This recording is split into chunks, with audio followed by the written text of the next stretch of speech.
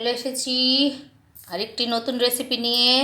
তার জন্য এই যে কিছুটা ময়দা নিয়ে নেব, ওই ছোটো বাটির 1 বাটি মাপে।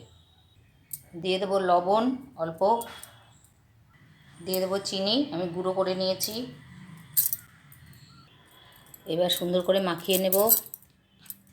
আমি কিন্তু প্রথমবার করছি এটা, কি করছি একটু পরেই দেখতে পাবেন।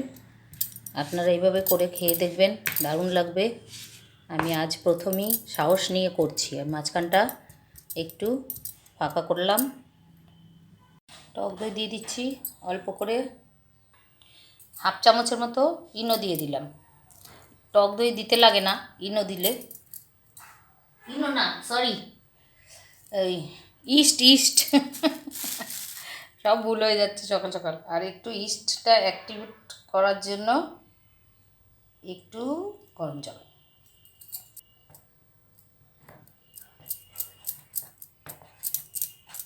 এবার একটু সাদা তেল অল্প করে দিয়ে জিনিসটাকে আমি মেখে নেব, মেখে নিয়ে দেখাবো। এই দেখুন মেখে নিয়েছি। এবার একটা এয়ারটাইট করে রাখতে হবে এটাকে, 0.5 ঘন্টা 30 মিনিট 1 ঘন্টা যেরকম খুশি। ওই জন্য এই জিনিসটা করার আগে যদি সকালে করেন, রাত্রে মেখে রেখে দেবেন। এইভাবে এয়ারটাইট একটা, এগুলো তো কিনতে পাওয়া যায়, আমাদের কিনতে লাগে না, আমরা এই প্লাস্টিক দিয়েই করে ফেলি। দাঁড়ান পেঁচিয়ে নিচ্ছি, দেখাচ্ছি। এই যে এইভাবে পেঁচিয়ে নিয়েছি, নিয়ে একটা শক্ত কিছু দিয়ে ঢাকা দিয়ে রেখে দিলাম। নমস্কার বন্ধুরা, রাখি পূর্ণিমার অনেক অনেক শুভকামনা জানিয়ে আজকে আরেকটি নতুন রেসিপি নিয়ে চলে এসেছি। আজকে একদম রেস্তোরাঁর স্বাদে আলু কুলচা বানিয়ে দেখাবো। তো চলুন, কুলচাটা কিভাবে আমি তৈরি করলাম সেটাই আজ আপনাদের সঙ্গে শেয়ার করব। প্রথমে দেখুন আমি কিছু আলু সেদ্ধ করে নিয়েছি। জল দিয়ে সেদ্ধ করা যাবে, আবার মাইক্রোওভেনেও সেদ্ধ করা যাবে। মাইক্রোওভেনে সেদ্ধ করলে কি হয়, আলুটার মধ্যে একটুও জল থাকে না, তাহলে আলুটা মাখলে খুব নরম হয় না। আর জল দিয়ে সেদ্ধ করলে আলুটা একটু জল জল ভাব হয়ে যায়। তো আলুটার থেকে সমস্ত খোসা ছাড়িয়ে একটা গ্রেটার দিয়ে আমি ধীরে ধীরে আলুগুলো গ্রেট করে নিচ্ছি। আপনারা ম্যাশার দিয়েও ম্যাশ করে নিতে পারেন। গ্রেটার দিয়ে করলে একটুও দানা থাকবে না, তার জন্য আমি গ্রেটার দিয়ে করলাম। আর ম্যাশার আরেকটা জিনিস হলো, আমি আরেকদিনও দেখিয়েছি, একটা বাটি বা গ্লাসের পেছনটা দিয়ে আলুটাকে ধীরে ধীরে চাপ দিলেও আলুটা ম্যাশ হয়ে যায়। এভাবে ধীরে ধীরে সমস্ত আলুগুলোকে আমি গ্রেটার দিয়ে গ্রেট করে নিই। কড়াইতে জল দিয়ে আমি কুলচা তৈরি করব ফুটন্ত জলে, তেল লাগবে না, তেল ছাড়া একদম কুলচা বাড়িতে তৈরি হয়ে যাবে। আলু দেখুন আমার গ্রেট করা হয়ে গেছে। এর মধ্যে আমি কিছু মশলা দিয়ে দিলাম, একটু নুন, কসুরি মেথি, একটু জোয়ান, একটু জিরে গুঁড়ো, ধনে গুঁড়ো ভাজা, আপনারা একটু চিলি ফ্লেক্সও দিতে পারেন। এগুলো দিয়ে আমি সুন্দর করে আলুটাকে মেখে নিচ্ছি। আর প্রথমবার বানাচ্ছি তাই একটু অল্পই বানাচ্ছি, যদি ভালো হয় পরে আরও বেশি করে বানিয়ে নেব। এবার দেখুন এই ডোটা মেখে আমি, ডোটা কী দিয়ে করেছি, এর মধ্যে একটু ইস্ট দিয়েছি আর একটু গরম জল, একটু নুন, সবটা দিয়ে আমি প্রায় 3-4 ঘন্টা প্লাস্টিক দিয়ে তার উপরে একটা ভারী জিনিস দিয়ে ঢাকা চাপা দিয়ে রেখে দিয়েছিলাম। তাতে দেখুন ময়দাটা আমার ফুলে ডবল হয়ে গেছে। এবার আমি বাটি থেকে ময়দাটা সুন্দর করে তুলে একটা জায়গায় নিয়ে নেব, যেখানে ময়দাটা আর কি সেট করা যাবে হাত দিয়ে। এবার হাতে একটু তেল মাখিয়ে নেবেন, নিয়ে নাহলে ময়দাটা একটু খুব শক্ত তো, হাতে লেগে যেতে পারে।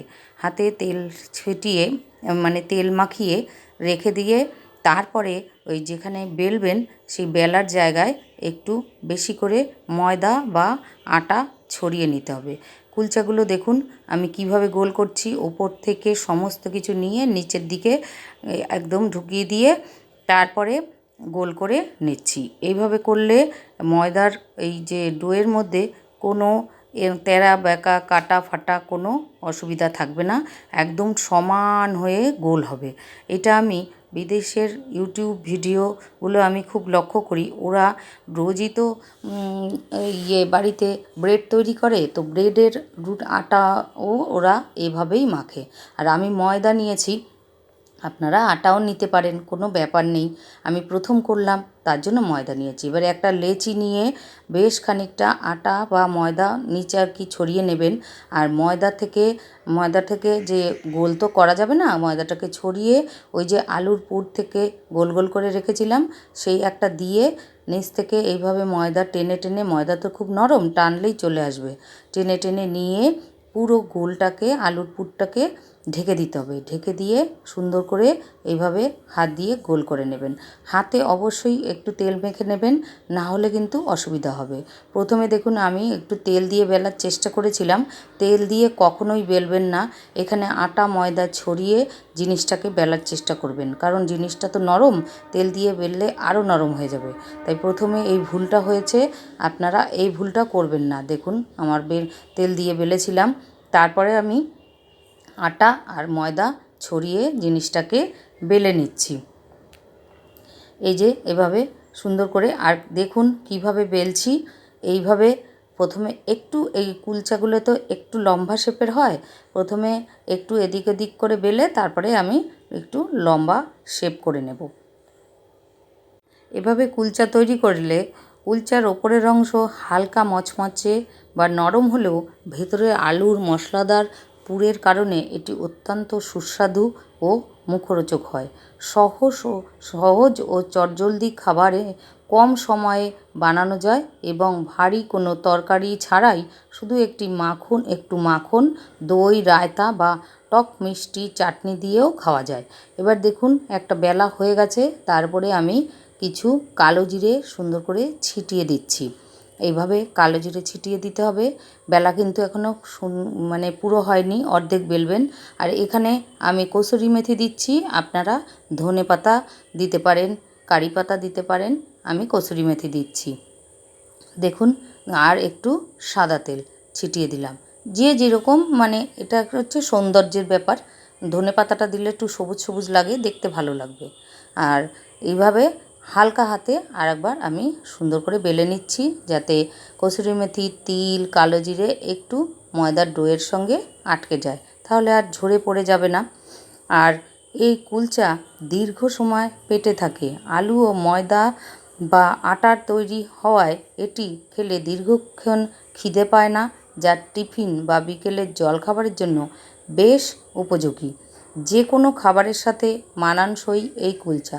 এটি শুকনো খাওয়ার পাশাপাশি ছোলে মশলা, ডাল মাখানি বা যে কোনো পনির ও মাংসের তরকারির সাথে দারুণ জমে যায়। প্রথাগত তন্দুরি স্টাইলের বদলে যদি এটি জলে সেদ্ধ করে বা কম তেলে তাওয়ায় সেঁকে বানানো হয়, তবে এটি তুলনামূলকভাবে কম তেল চর্বিযুক্ত ও সহজে হজমযোগ্য হয়। দেখুন, আর একটা কথা বলতে বলতে বেলা হয়ে গেছে, সেটার উপরেও আমি একটু তিল, কালো জিরে আর একটু কসুরি মেথি ছিটিয়ে আবার সুন্দর করে একটু বেলে নেব। আপনারা এইভাবে করে দেখবেন বন্ধুরা, আমি তো কোনো দিন করিনি, আমার লাইফে এই ফার্স্ট। আপনাদের ইউটিউবে আমার বন্ধুদের কাছ থেকে দেখেই আমি এটা শিখেছি, তো এইভাবে করেছি, সুন্দর হয়েছে খেতে। আমি এরপরে কোনো অনুষ্ঠানে বাড়িতে এভাবেই আমি বেশি করে তৈরি করব। তো আগে প্রথমে কম করে দেখলাম, যদি না পারি তার জন্য দেখুন আবারও আমি বেলে নিচ্ছি। কুলচাটা জলে যদি সিদ্ধ করা হয় এভাবে, আমি কুলচা আর অন্য উপায়ে করা দেখিনি, তবে হয়তো তন্দুরিতে দেখেছি, কিন্তু অন্যভাবে দেখিনি। এভাবে দেখুন আমার দুটো বেলা হয়ে গেছে। বেলার পরে চলে যাই অন্য পর্যায়ে। দেখুন এখানে একটি ফ্রাইং প্যান বসিয়ে দিয়েছি। ফ্রাইং প্যানের মধ্যে প্রথমে অল্প করে একটু জল দিলাম, ফ্রাইং প্যান ভালো গরম হয়ে গেছে। এবার গ্যাসটা মাঝারি আঁচে রেখেছি।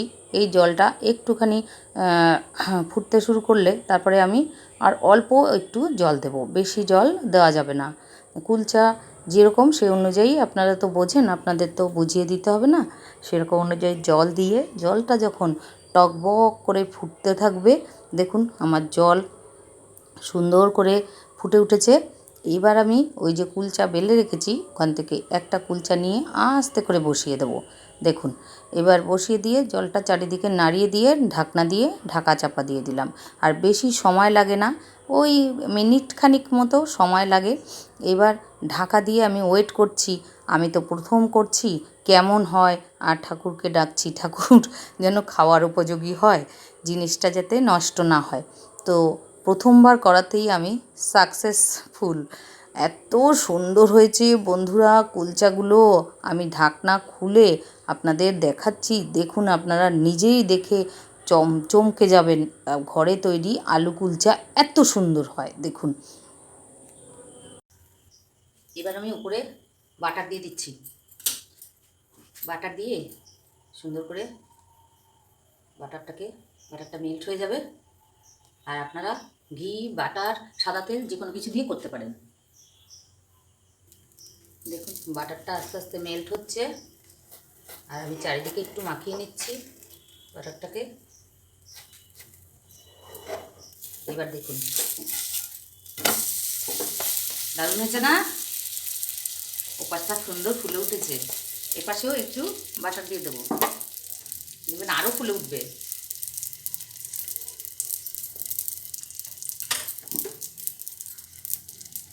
আপনারা ধনেপাতা দেবেন, আমি তো কসুরি মেথি দিয়েছি ধনেপাতার বদলে, দুটোই টেস্টি, ওটাও ভালো লাগবে, কসুরি মেথিও ভালো লাগবে। আর বাটার দিলাম, আপনারা ঘিও দিতে পারেন। পছন্দের উপর নির্ভর করে আপনারা আলুর সাথে পনির, পেঁয়াজ, ধনেপাতা বা বিভিন্ন মশলা মিশিয়ে এর স্বাদে ভিন্নতা আনতে পারেন। দারুণ হয়েছে, আহা দেখেই খেতে ইচ্ছে করছে। আপনারা এভাবে করে দেখবেন আলু কুলচা, অসাধারণ। আমার লাইফে ফার্স্ট, আমি অ্যাম সাকসেসফুল।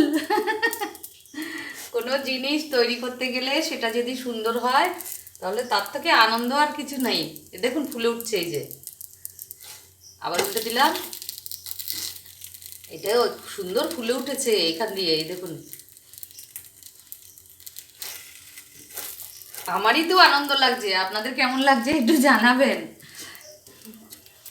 আমি প্রথমে করেছি তার জন্য কম করেছি, অল্প করেছি, এমনি আমাদের লোক কম, তো এরপরে বেশি করে করব, লোকজন আসলে তাদেরও করে খাওয়াবো।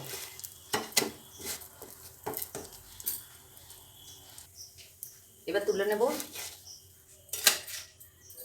আর একটাও এইভাবে করে দেখাবো।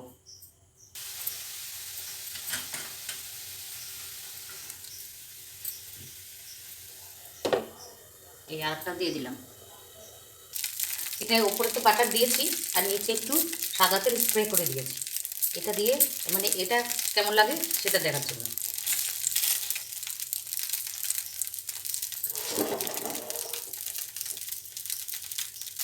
এই যে উল্টে দিয়েছি, এই পাশে একটু বাটার দিয়ে দেবো।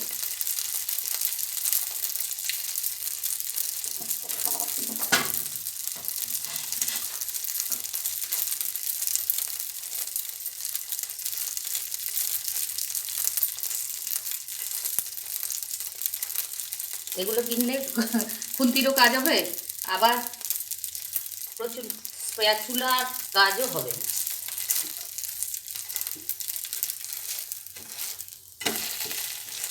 অসাধারণ হয়েছে দেখতে। সামনে দিয়ে একটু দেখি আর দেখাই, এই দেখুন দারুণ হয়েছে না? কালারও সুন্দর হয়েছে। এবার এটাকেও নামিয়ে নেব। নামিয়ে নিয়েছি প্লেটে, দেখেই বুঝতে পারছেন কতটা তুলতুলে আর মশলাদার হয়েছে। আপনারাও বাড়িতে এভাবে বানিয়ে দেখুন, পরিবারের সবাই চেটে পুটে খাবে। আজকের রেসিপিটি আপনাদের কেমন লাগলো অবশ্যই কমেন্ট করে জানাবেন। ভালো লাগলে একটি লাইক আর শেয়ার করতে ভুলবেন না কিন্তু। আর নতুন বন্ধুরা আমার চ্যানেলটিকে সাবস্ক্রাইব করে আমার পাশে থেকো, আমিও তোমাদের পাশে থাকবো, আছি আর চিরকাল থাকবো। হচ্ছে। আর পুরনো বন্ধুরা যারা এতক্ষণ ধৈর্য সহকারে ভিডিওটি দেখলেন, আমার কুলচা রেসিপি সম্পর্কে সুন্দর সুন্দর কমেন্ট করছেন, আমার বিভিন্ন রেসিপি সম্পর্কে আপনাদের রইল অসংখ্য ধন্যবাদ।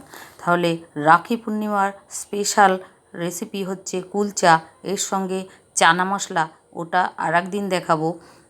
তো কেমন কম্বিনেশন একটু কমেন্ট করে জানাতে ভুলবেন না। আর আজ তাহলে আসি, আপনারা ভালো থাকবেন, সুস্থ থাকবেন, আবার ফিরে আসবো আরেকটি নতুন রেসিপি নিয়ে।